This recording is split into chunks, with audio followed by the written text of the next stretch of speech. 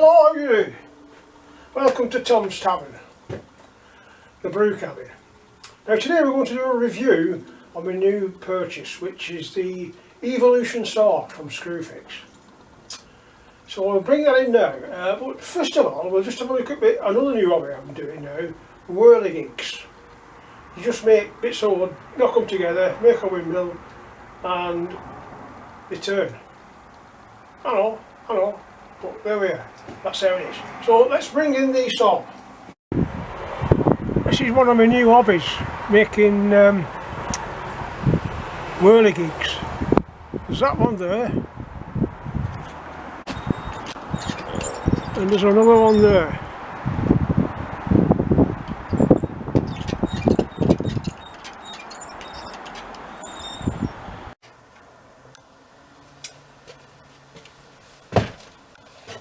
So as you can see, it's quite light and portable. Wouldn't take up much room in your van or your shed. This is how it comes out the box. So let's take it to pieces. Oh no, let's not take it to pieces. Right, so this is more or less straight out of the box.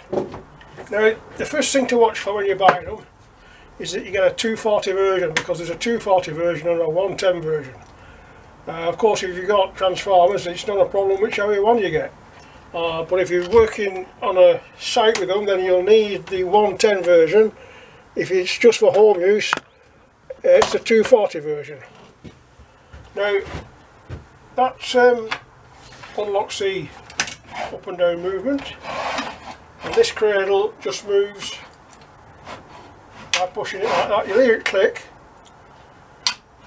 on certain things, like that's the zero, let me just show you that there, the zero setting, so that's a 90-degree cut. So you can go through all the versions up to 45 and it's very accurate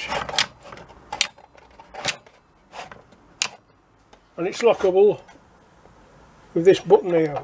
So we'll lock that there. Well, I'll just leave it floating now, but it's secure enough floating. And then we've got the angle of cut here. There's a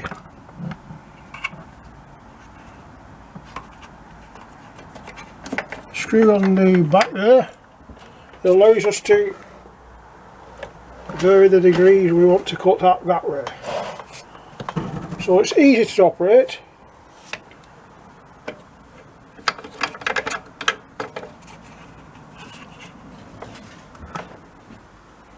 Let's put that camera back down there now. Well, we demonstrate the safety features. The safety feature is of course this thing there, because once that's turning, you've got your fingers in there, you suddenly become invalid. There's your button that the guard will go up, it drops down. You don't put that in, it won't go. There's a button to make it go. It's as simple as that. Cuts absolutely melting, so whatever size your wood is, you put in there, and you can bring the blade down so that if you've got a mark there, which is always a good idea to mark your cut, you can put your blade down straight on your mark. I'll bring you over and show that one once I start.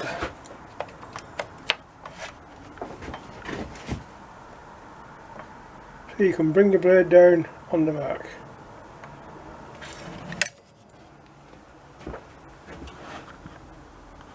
Now the one thing I found about it, that it's not plumber friendly, because this cuts everything, cuts wood, metal, plastic. So if you want to cut plastic pipe,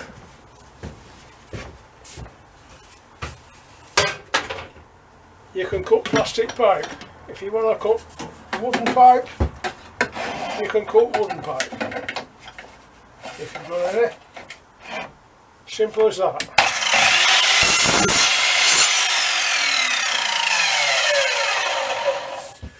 Nice neat edge. That's plastic pipe.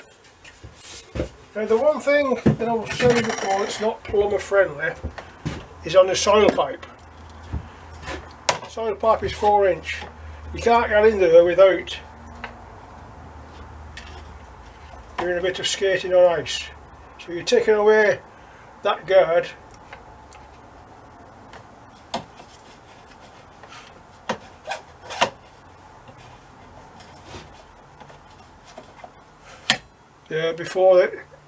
Before you should do, so that's something to be, you know, you're skating on ice basically, but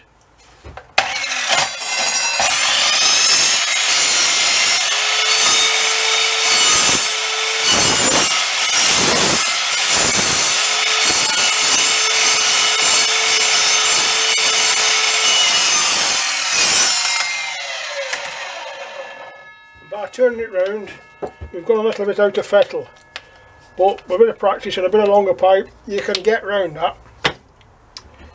The other thing I've noticed is if you want to cut a board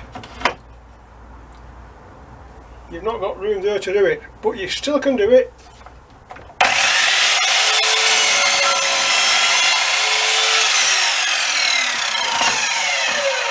Turning it round.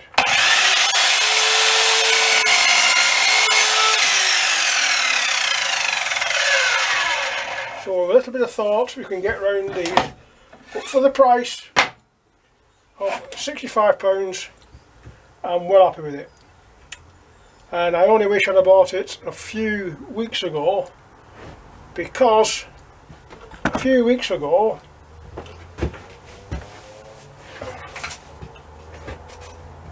I was extending my shed.